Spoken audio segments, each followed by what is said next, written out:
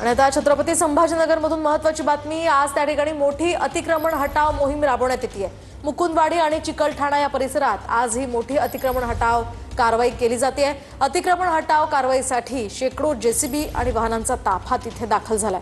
जवळपास 3000 अतिक्रमणांवर त्या ठिकाणी हातोडा पडणार आहे।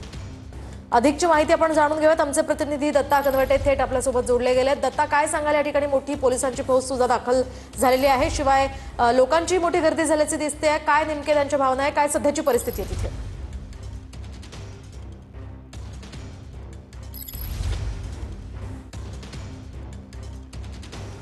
दत्ता, माझा आवाज तुमच्यापर्यंत पोहोचतोय? नक्कीच आपण बघू शकताय की छत्रपती संभाजीनगर शहरातल्या या मैदानावरती ही सगळी महापालिका आणि पोलिसांची यंत्रणा दाखल झालेली आहे। मोठ्या प्रमाणात जेसीबी, टिप्पर, त्याचबरोबर पोकलेंड सुद्धा महापालिकेकडून आणण्यात आलेली आहेत। मुकुंदवाडी ते केमरी चौकापर्यंतचे साधारणपणे 3000 पेक्षा जास्त अतिक्रमणावरती आज महापालिकेच्या वतीने हातोडा टाकला जाणार आहे। साधारणपणे 300 पोलिसांचा बंदोबस्त या सगळ्या कारवाईला देण्यात आलेला आहे।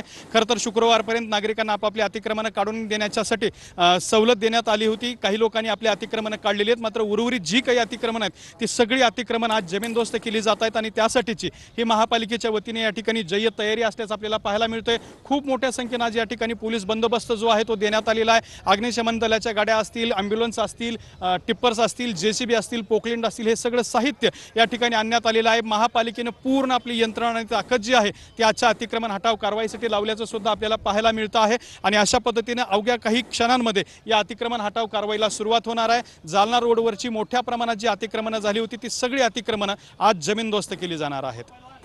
अगदी नक्कीच दत्ता, एकूणच आपण पाहतोय मोठ्या संख्येने इथे लोक सुद्धा जमा झालेले दिसतात। धन्यवाद तुम्ही दिलेल्या या सगळ्या सविस्तर माहितीसाठी। तर आपण पाहतोय छत्रपती संभाजीनगरमध्ये ही मोठी अतिक्रमण हटाव मोहीम हाती घेण्यात आलेली आहे। जवळपास 3000 अतिक्रमणांवर या ठिकाणी हातोडा पडणार आहे।